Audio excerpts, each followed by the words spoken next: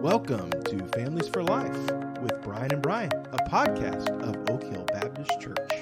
On today's episode, we're going to be talking about health as a spiritual discipline, part 2.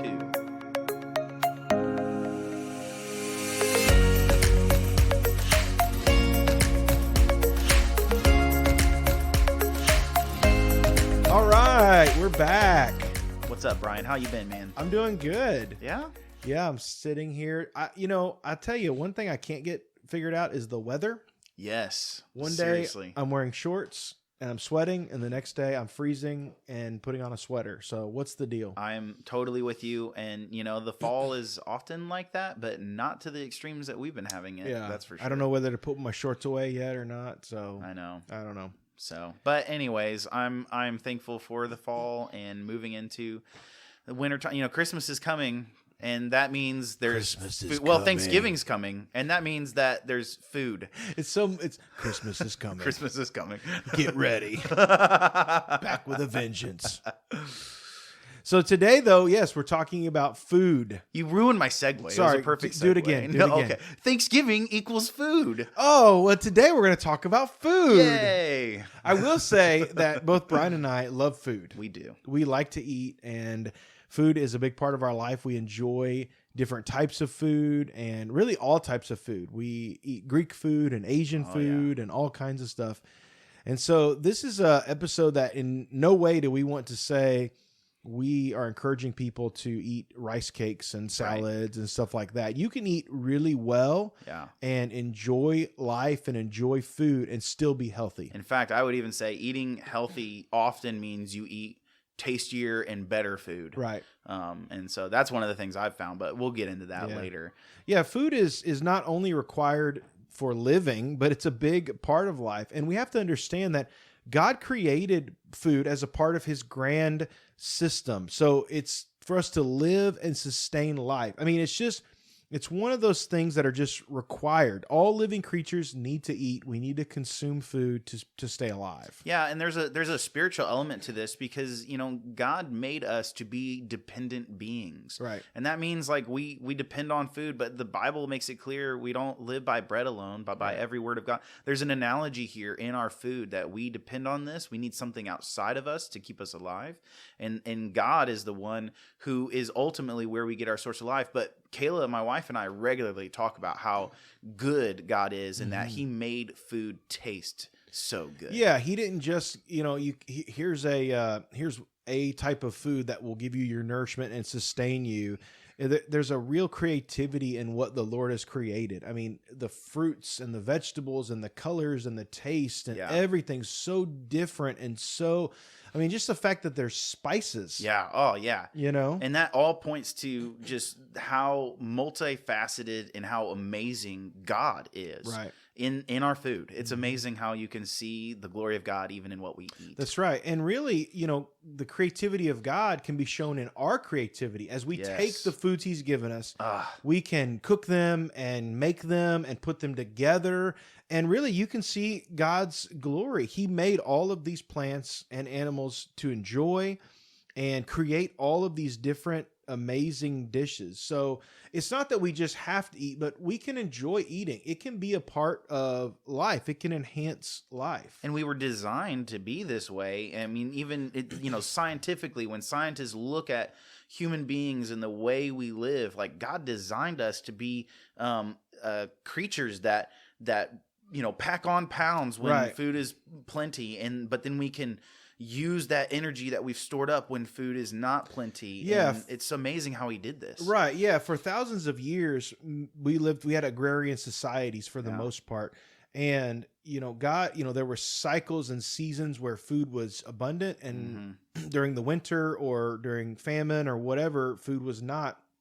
And so we know and understand that God created us to store fat in our bodies. And then when times are lean, to use that stored fat as energy to stay alive. I mean, that's how God made us. It. But there's a problem, Brian, because, we're designed to do this. We're supposed to, pack on pounds and then use that energy. But it doesn't always work that way. Why do you think that is? Yeah. So we were designed really for an active lifestyle. And I think a lot of us, we're designed for moving and working and being on our feet. But two issues. Number one, in our culture, we live sort of a sedentary lifestyle now. Yeah. Many of our jobs are seated at desks, or we just aren't that active even in our jobs with machines and things. We've just made life so much easier. Even farming is like you're sitting down driving a tractor all day long.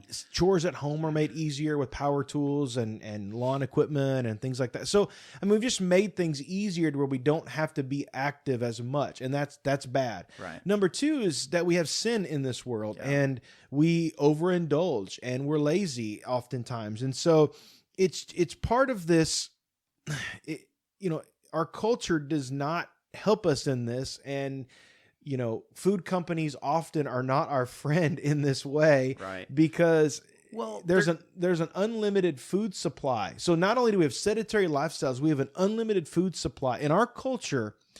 It's seemingly unlimited. Right. That's not true, but that's definitely what it feels like when you walk into the store. Right. Yeah. So there's food everywhere. We don't have to worry about the next meal. You go in the pantry, it's there. If you're out of food, you go to the grocery store, you pick up what you need. Yeah. It's one of those things that food is plenty. So we're not in these cycles of much and little anymore. Right. We just have much. That's right. Yeah. And we do want to be careful. That is definitely more of an American reality than other places. But even in many, many countries around the world, that is, things are getting better. And so this is not a bad thing that there's so much, but what we need to understand is that other people aren't out to help you be healthy.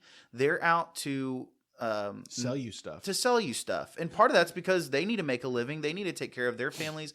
So I'm not saying it's all bad, but what we need to understand is, like, if we aren't using our bodies and eating food to the glory of God, nobody else is going to make us. Well, it's easier to eat bad junk food and the like. And to be honest, it can oftentimes be cheaper. You can buy a big, giant bag of chips for a couple dollars. Right. Whereas, you get a bag of apples and it's more than that, Right. It's just the way our culture has been designed. We just don't consciously think, man, I got to eat healthy. And really, even in what we say is eating healthy is not eating healthy. They're saying, eat a fast food company will market a salad, but oftentimes the salad can have more calories than the burger. Oh yeah. Yeah, that's so true. And that's why it's not just a super, it is simple, but it's also not. You have to think about it the right way. And that's why we're wanting to talk about this. But one of the things I just want to reiterate there is, I think the biggest problem with food in our lives is that we sacrifice good things for easy things. Ooh, that's good. And that's something God's been teaching me a lot lately, just in every area of life. But like in food, especially, when we sacrifice good things for easy things, we end up with problems. Yeah. That's good. That's really good. Yeah. So what are we to do? How, as Christians, should we think rightly about the necessity of food, but also about the gift that it is that will enhance life? So let's talk about how much we should eat, first of all. Yeah, that's important. On average, so an average size male, and I know nobody's average, right? Yeah, in a sense, but an average male of average height and weight needs about 2,500 calories to maintain their weight, and a female about 2,000 calories to maintain their weight. Okay, now that all depends upon how active you are. That depends upon your what you're eating, where, all these there's a lot of factors. Genetics play into that. If you're working out a lot and wanting to put on muscle, oftentimes you need more. Those guys will eat 3,000 to 4,000 calories because they're trying to put on muscle. Or even if you're just working out a lot and you're expending so much energy, like I know Michael Phelps, his diet was thousands and thousands of calories every day.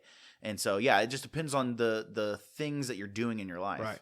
So, these are just averages, and if you're trying to lose weight, you have to eat less calories. Whatever diet you're on or whatever thing, it always comes down to calories. Right. And, there's a lot of science that backs this up to say, whether it's high protein, high carb, high fiber, low fat, whatever the diet is, it all comes down to calories. I love commercials where it's like, yeah, I can eat whatever I want. I can eat this piece of cake. I can eat this bacon. I can eat this whatever. But then when you look into the details behind the diet, it's like you can't eat 3,000 calories of that cake. Right. That's for sure. Right. And so it really comes down to how much you're eating. Right. That's the bottom line. When I started reading about this and studying about this, I was like, okay, the bottom line is calories. So then I started using the app MyFitnessPal, putting my calories in. My goal was, I don't remember what my goal was at first, but it was maybe around 2,300 or something like that. Yeah. As I've progressed and as I've lost weight, now I'm under 2,000 calories a day because I want to be in a caloric deficit. Right. So to lose for you, fat, you're trying to lose right now. Right. Yeah. To lose fat, you need to be in a caloric deficit. Right. So you have to expend more energy, more calories throughout the day than what you're taking in. That's right. And that's how you lose weight. You can fancy it up with whatever terms you want. That's right. Bottom line, you have to be in a caloric deficit to lose weight. I'll never forget when I was first learning to be a personal trainer, and I was talking to the guy that was in charge of our training program at the gym I was at. That was one of the things he would say a lot, and he would be like, "Listen, if you want to lose weight, that's fine. I can make you do that. Eat less food, do more exercise. That's it." But for him, he was talking about there are other goals that we can have. But as far as just straight up losing weight, it really comes down to a level of self-control that, right. But the good thing is, this is what's so great about this is it's not necessarily only about what you eat. Right. And it's about how much you're eating. And it does come down to what you're eating. It's also activity. But you can eat good things. You can eat good tasting things, right, and still lose weight. That's such a good thing. Yeah.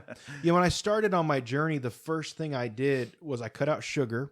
That's a big one. Right. I cut out things I knew that were bad. Cut out the easy stuff. Yeah, like fried foods and just things like that. For a fact that's not good for you. Right. Started working on portion control. Yeah. I didn't track anything at first. Yeah. And then I began to lose, I think I lost 10 or 15 or 20 pounds. I don't remember. But then, you kind of level off because you're not really tracking what you're wanting. And, my doctor has said for years, you have to keep a food diary. You have to keep a food diary. Now, he's kind of old school. He writes it down. But, there's so many good apps out there that can help you track this that I just put everything in the app and it helps me keep track. And, it's really helped me to stay focused on my goals. I'll be honest. There are days where I go over my calorie count. There's days where I'm right at it, you know. Rarely am I really far under it because I need those minimum. I need those minimum calories. But that's what it comes down to. That's right. And we have to really be careful with our eating out. Do you agree? Oh yeah, and that's the thing is where you can eat good tasting. I love, Brian and I joke about how much I love a good cheeseburger. Yeah. But I cannot just go eat that all the time. Right. Not because it's necessarily like just bad food. Like you can eat a cheeseburger and it be full of healthy foods. But it's the amount of which I'm eating it that it really, and because there's so many calories in that, that you can eat a big burger and then like be done for the day. Right. That's what people don't realize is you can pound 2,000 calories in a value meal. In one value meal. Yeah. Easily. 3 slices of pizza is over 1,000 calories. And that's one of the things that's so important to take that to have, especially in apps. They're really helpful because they tell you. Right. You can look up how many calories are in different food items. Right. And it's shocking. You're like, wow, I had no idea I was eating what Michael Phelps ate. But I'm not doing that level of work right now. That's for sure. I was on the Michael Phelps diet and didn't lose any weight. Yeah, it's not going to work. And we still eat pizza. We still eat burgers. When my daughter had her birthday, I had a piece of birthday cake, but I don't get a candy bar every time I go to the grocery store. Right. I don't get ice cream every time we go to Dairy Queen or something like that. Especially if I don't have the calories, I try to keep it under that. Here's one thing that I really would try to stress when I was younger, especially, and I'm reiterating in my own life, is when I go out to eat, I do not, and this is hard because I grew up in a household where you eat everything that's put in front of you. And part of that was because my grandparents grew up with like you don't know if you're going to have another meal, so you eat it all. But now in the way we are, and especially if we're going out to eat, you don't have to eat everything that's in front of you. Sure. If you are full, stop eating. Yeah. And that has been really helpful. That's portion control right there. If you're full, stop eating. You don't need that. You're putting calories in that you're not going to use. Yeah. And that's hard because if you have been overeating, I know, and we'll talk a little bit more about this, you have to kind of retrain your brain and retrain your body. So we'll talk more about that in a little bit. But really it comes down to discipline and self-control. And I really firmly believe in tracking your calories. Maybe if you after a while, if you know what's healthy, you know what to eat, you don't have to specifically track it. But for those of us that are trying to really get healthy, or maybe you've been unhealthy for a long time, tracking those calories, those nutrition really helps. I've been doing it for 6 months now, and it's really helped me learn about food. Yeah. Just to learn about, portion control and nutrition and just all that stuff is just so helpful for me when I go to even a restaurant. I can make healthier decisions because I know what's healthy. That's right. Well, and that's the thing, they, as the fun little term goes, knowing's half the battle, right? Right. Do you know that quote? Yes. But that's the thing. We've got to know so that we can control, so that we can do these things for the glory of God. But that's then the next question. We know that we need to watch out how much we're eating, but what about what we're eating? Yeah, that's good. What should we eat? And surprise, we need all different types of food. Yep. We get vitamins and minerals from our food, and there's many things that we can't produce. That's right. Our body does not produce. God created us to be deficient in these things, so we would depend upon the earth to have these things. That's right. And so really we need protein, we need carbs, we need fat. We need all of these things for our health. That's right. I think that's really, really important. Eating healthy must become a lifestyle. And in my opinion, diets, especially fad diets, don't produce long-term results. Right. Well, it's because it's not a lifestyle thing. And that's exactly what you're saying. A diet, a fad diet, and I've seen this and I've done this, and I'm not saying it's wrong to do it at some point in time, but if you're seeing a fad diet and you're like, I want to try this and it's going to help me, and it probably will, just know that if you don't adopt a healthy lifestyle on top of that, or move into a healthy lifestyle afterwards, it's not going to stick around. Right. It's just like if you have one of these prepackaged meal things and they send you the meals, you will lose weight on that. Absolutely. But if you don't go to a healthy lifestyle after that, you'll gain all of that weight back. That's right. Well, or if you haven't learned by using that, what kind of foods you need to eat on your own, then it's not a long-term help. Right. I've tried lots of different diets in my years, and none of them have produced long-term results. They've all gotten back to where I was before because I didn't change my behavior. I didn't change my thinking. It was like, okay, if I do this for short term, I can get where I want to be. But then I go back to eating whatever, and that's just not the reality of how we need to look at food. Yeah. And that's why this really is such a big spiritual thing. That's why we're talking about it, is because if it was so simple as just do this diet and be done with it, it's not that big of a deal. But it really comes down to our thinking, which needs to be renewed, by the Holy Spirit. That's right. And so all this goes together. Yeah. If you're stuck in a rut of overeating or eating bad, you have to change your habits. You have to change your thinking first and then change your habits. And you really have to learn about food. Okay. Yeah. So, for instance, eating a bowl of oatmeal, so much better. And I'm not talking prepackaged like You're talking about oatmeal. I'm talking eating oatmeal Quaker Oats, is better than cereal that's loaded up with sugar. That's right. You know what I'm saying? It's trying to think about these foods in a different way and know whole grain oats is better than processed cereal. Yep. That's just one thing. That's one change you can make, and it can really help. Brown rice. Yep. Infinitely better than white rice. Yes. Lean meats better than fatty meats, vegetables and fruit, all of these types of things are, just making some small switches, in your life. Yeah. And that's the thing is like, this is not hard to find out, which is what's great is if you just type in, what kind of carbs should I eat? Just Google that. it'll tell you what are the healthy carbs and what are the more unhealthy carbs. Right. Carbs that are going to pack on the weight fast and carbs that are actually just giving you energy. Right. And carbs that will give you energy and keep you full longer. Yeah, that's right. You know, there's been studies that have done, and things like oats, for instance, is one of those things that keeps you full longer. Right. And That's so right. you're not, it fights that hunger craving, you know. Yeah, and that's why like fiber carbs Yes, that apples. come from fiber are good because they help prolong that. You don't feel hungry as quickly. A whole apple with the skin has so much fiber. It keeps you fuller. It's one of the fruits that keeps you fuller longer. The longest. I didn't know that. That's great.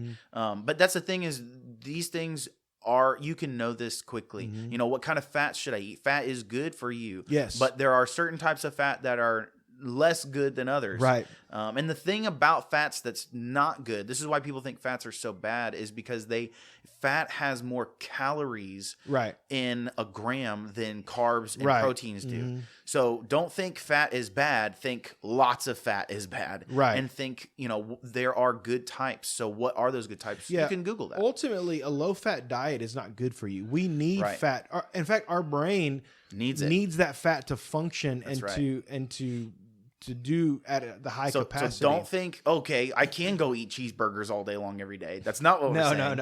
No. We need to find out, and that's what we all need to learn is like what kind of fat is the best for me. So you know, a normal meal, this is just one example. You know, I will eat oatmeal, mix in a tablespoon of peanut butter and maybe a drizzle of honey to kind of sweeten it up a little bit.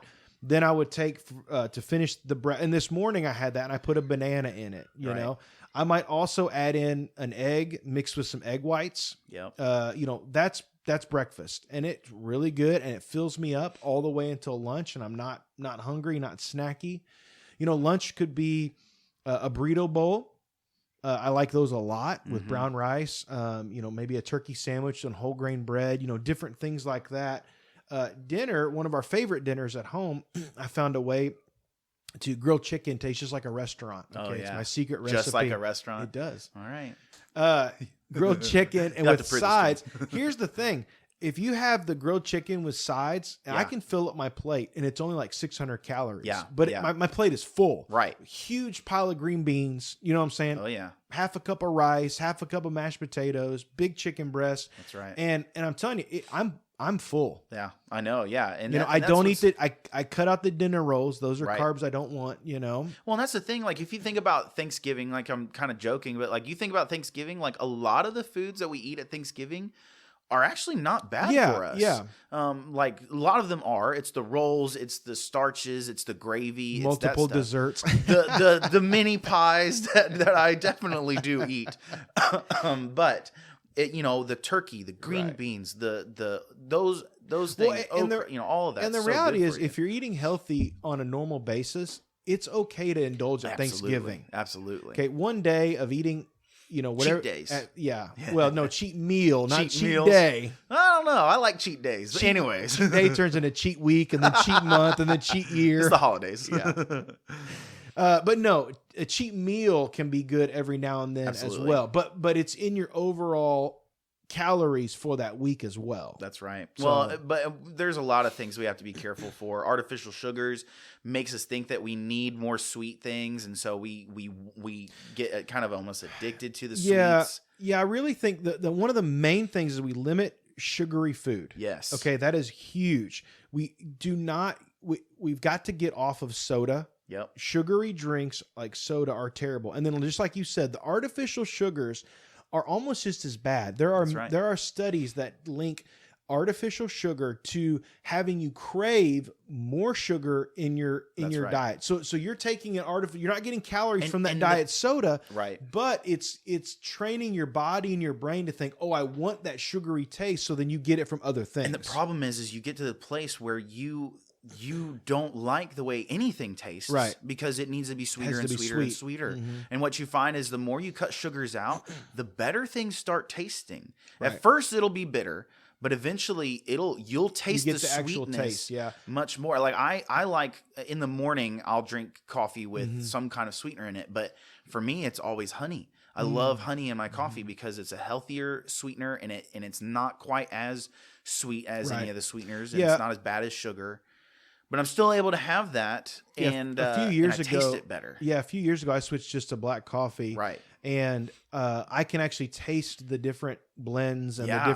the different notes of the coffee because it's not Sweet. masked by the sugar and the creamer and all that Right. stuff. It actually makes it to where you can enjoy it more. Right. over So yeah, and that's, time. basically I drink water and coffee are my main things. I do like the flavored waters. Oh, yeah. Carbonated flavor water. Mhm, mhm. Occasionally I have some Crystal Light or something. And I do drink a diet. So I love a Diet Dr. Pepper, Right. but I may have one or two a month. Right. It's very rare that I'll have a soda. Mine's a Mountain Dew, man. Yeah. Mountain Dew. Oh, I love that stuff. But So you have to, it's not bad to do these things, but don't let it become your norm. Let these right. things be a treat for you. That's right. Soda used to be more of a treat or like a dessert. You'd go to the soda fountain, they'd make you a soda. That was like going to the store now and getting a milkshake. That's right. You know what I'm saying? So we can't think of it as now we just drink soda. It's water all day, every day. It's our water now. And so think of soda as a treat, right. not something that you're just drinking with your meal. Drink water. That'll fill you up. Yes. Water helps boost your metabolism, Yep. and it fills you up. We need to be drinking lots of water. Yeah, when you wake up in the morning, drink a glass of water. That gets your metabolism Right. going right away. When you're going to bed, drink a little bit of water. Yeah, I have my 32-ounce water bottle I fill up every morning. Can you hear? Now, yeah. And I try to drink that before noon. I Right. don't often make it because I just get busy and forget about it, but I try to drink that and then other sources of water throughout the day as well. That's right. So yeah, we need to really understand what we need to be eating, and we need to make sure that we are eating breakfast. We need to eat these healthier, smaller meals throughout the day. Yeah, limit the fatty foods, burgers, fried foods. Eat them in moderation. Yeah. Eat them in moderation. That's right. Listen, here's the thing. If you're going to go to a restaurant and you're going to say you want the fried chicken sandwich, you like a Chick-fil-A or something. I love it. I'm with you. Don't get fries. Get a salad or get the Greek yogurt parfait or something. Or if you want the fries, get the grilled chicken sandwich and get the fries. We're not talking about totally just saying, "Oh, I got to eat just good, healthy food all the time." It's okay to indulge every now and then, but you got to make smart choices. That's right. And it comes down to making these little smart choices with your family, making plans. And that's the thing is it really comes down to planning. Yes. So that is so very, very important. I think, and we throughout our whole, this podcast, that's one of the things I find us saying a lot is we need to be intentional. And that's the reality is, we want to do all of these things to the glory of God. We want to grow in our relationship with Christ and use every aspect of our lives for our love and relationship for Him. And it requires us doing that on purpose. We've got a plan. And so, we were talking earlier, like when you're getting ready to go to the grocery store, don't just go to the grocery store. Think before you. I don't know if you're like me, but like if I just go to the grocery store without a really well thought out list, I'm walking away with like 5 blocks of cheese and a bunch of donuts. Random stuff. Yeah. So that's not good. I have to sit down and say, how do I want to eat this week? That's right. Yeah. What are some good tasting, healthy lunches, breakfasts, things like that I can put into, and make sure, because listen, what we have on hand and make it easy. Some people do meal prep. That's right. They'll pick a day like Sunday afternoon and they'll make a bunch of chicken and make all their meals for their lunches. If you struggle with, time and you don't want to be tempted to just go grab a fast food meal, do the meal prep. Yeah. It really helped. I remember being in college, and that was the thing that was hard for me. It was really hard to eat healthy when I was in college. And when I was trying to do that, which wasn't all the time, but I would have to plan out my week and make sure I had the things that I needed ready to go. Right. Because I didn't have time to make it. I needed to have it ready to go on the fly. And it took some planning. Right. Yeah. I mean, that's what we're, the same thing applies when you're going out to eat at a restaurant. That's right. There are, the great thing is we live in the age of the internet. Yeah. And so check out you that can menu. see menus beforehand. You can find out calorie counts. You can know and have a plan. Okay, when I go there, I'm not going to be tempted to get a full rack of ribs. You know, Right. I'm going to be, Yeah. I know what I'm going to get. I know what sides I want. You know, I have a plan. Yep. Because oftentimes, if you don't have a plan and you get there and haven't even thought it out, well, at least my willpower is not strong enough to get there and make the right decision. And that's absolutely the way it works. And that's why, you know, when we talk about like resisting the devil or resisting temptation, it's not only when you see it, it's when you know it's going to happen. Right. You know, if you know that you're going to be tempted to do something that's not good for you, do what you can right now to proactively protect yourself against that. Right. Yeah, it's amazing. Eating out, it adds, for whatever reason, you can cook similar meals at home for less calories. I know, yeah. And the calories just really add up eating out, you know. And I'm not saying, listen, I love to eat out. I love Right. restaurants. But once again, we just have to really watch our calories, watch our portions, and we can still enjoy. It's totally doable. Yeah. It's totally doable. You can fully enjoy guilt-free Right. eating out, but it takes intentionality. Right. That's exactly right. And it really comes down to like how we're thinking. We talked about this a little bit. Yes. But like retraining our brains and making sure that how we're thinking and the way that we're approaching this subject, Right. this reality for us. So yeah, one of the holy. big things in my life was really kind of shift in my thinking to say, okay, I'm not dieting. I'm not doing this to get a short-term result. I'm doing this as a way, as a lifestyle. I want to change how I want to live. Yeah. The last how many ever years I've not been living healthy. I want to live healthy now. So what is that going to take? And so you've got to learn about food. You've got to learn about your body. Yeah. You know, listen, everybody's different. There are people that can just go eat a whole piece of pizza and not gain a pound. Yep. You know, I can eat, you know, not even that and Yeah. gain weight. A You know what I'm sliver saying? of pizza. Yeah. But here's the thing. A lot of this is genetics that play into this. But eating a whole pizza is never a good idea. It's not healthy for anyone. Even if you appear to look healthy, What's happening inside may be completely not healthy. That's right. Yeah. So we've got to think about these things and know ourselves, know what we're putting in our bodies, and make sure that we are really just thinking through this. Yeah. It's not, sometimes the foods that we think are healthy are not always healthy. You know, listen, I've eaten less salad on this diet just because I'm not a huge fan of salad, first of all. Second of all, the satiety of salad is not always, you know, the best. You know, it doesn't keep me full as long. Yeah, okay, gotcha. Yeah. And it can be packed with calories a lot of times. Yeah. So listen, I don't eat a lot of salads. I like to get my calories from other places. Right. You know, now that doesn't mean I do eat a salad every so often. Sure. But oftentimes when we think, well, I gotta eat healthy, I gotta eat salad. It means salad. Yeah. You know, the good thing is, I mean, unless you love salads, which you can do that, and I mean, obviously, yes, it can be good for you, the right types of salads. But if you hate salad, don't think, oh man, I gotta eat tons of salads. Like that's not really how it works. Yeah. In fact, you know, now being able to learn and think about this, I think that I've eaten better and more tastier food. Yeah. Through all of this, just learning what, you know, how to flavor things and how to really create things, and it's really been helpful.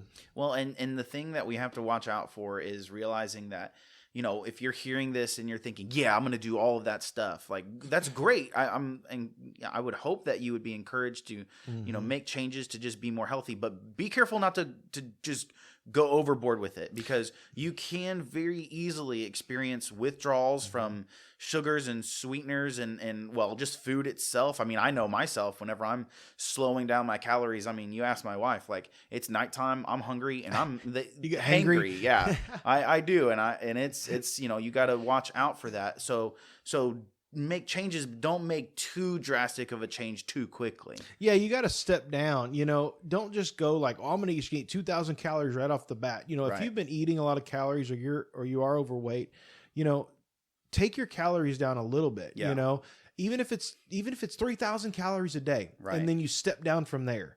You know, I only know a few people who can say, I'm only going to eat this many calories, and then they actually do that. Yeah. And like the one person I'm thinking of is a Marine, has been a Marine for 30 years. Right. You know, like don't think that that's not entirely realistic. Yeah, it is hard. And this is why this has to become a lifestyle and has to fit into your lifestyle and what you are doing. So everybody's thing is going to look a little bit different, you know.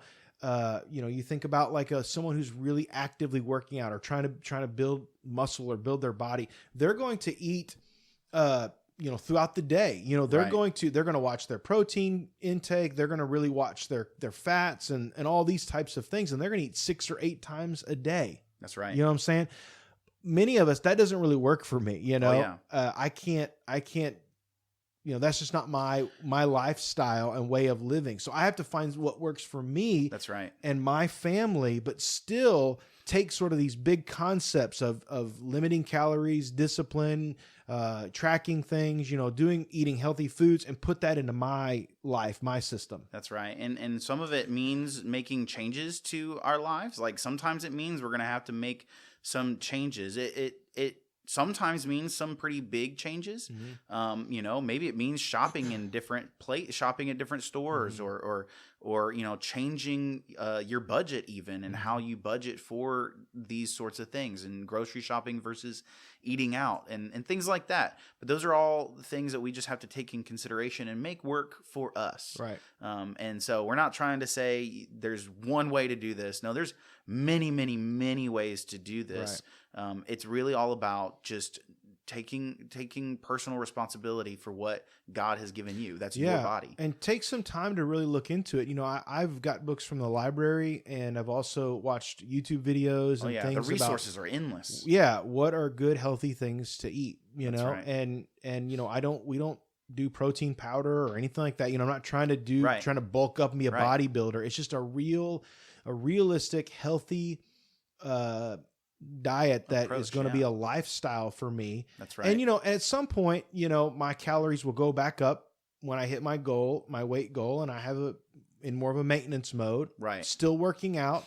Because here's the reality, Brian. I think, and we're going to talk about this in part 3, mm-hmm. but our activity needs to increase. The other piece of this, working out or being active, it's not just working out, but being active can help you with your food. You're able to eat more. Mm-hmm. You're able to, be healthier in that sense. And so you can even reach your goal a lot faster. Yeah. But here's the thing. You cannot, this is a misconception. You cannot exercise enough without watching what you eat. I think they say you can't outwork a bad diet. That's exactly right. And we would always say, as whenever we would talk with other trainers, that it was always like 20% exercise, 80% diet.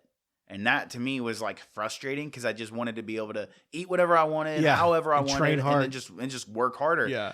But here's what's so crazy is you can't actually be active unless you're eating healthy. That's right. And the more you are active, the more you will crave to eat healthy. So that's why it's so good to get out there, go for walks. I know people in my life who can't run, who can't work out really because of health issues like arthritis and different things like that. So this isn't like saying go run marathons or something. Right. It's just find ways that you can be active to the level that you can. Yeah, that's right. And we're going to talk about that next week. That's right.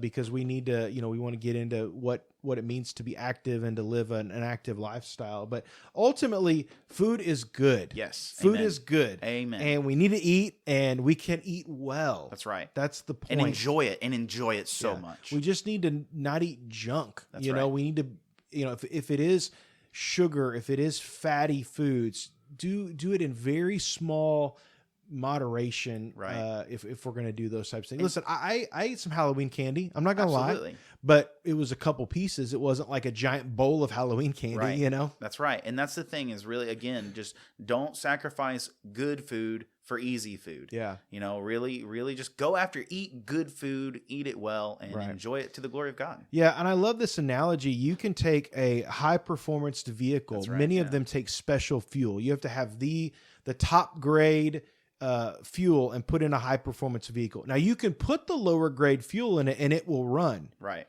Over time, though, it'll break down. It will have decreased performance, and it will break down your engine. That's right. And so it will ultimately, the life of that car will be shortened. And people are much the same way. We put good fuel in the tank, and we can perform much better, and our life is going to be longer and healthier. That's right. I mean, much like cars and different things that people have designed, we have a designer. Right. We have a creator, and he made us to live and act in certain ways. And that's really what we're talking about, is just coming more in line with our creator and our loving Heavenly Father, and doing all of this for him. I mean, that's really the motivation. Right. Eating for the glory of God. That's right. It's a good, man. I'm hungry now. Yeah. Is it lunchtime yet? I hope so. Well, hey, we hope you enjoyed this podcast, and we enjoy doing it. And so we're going to be back next week with part 3, the final in this series. So thanks for joining us. Thanks. We'll see you next time.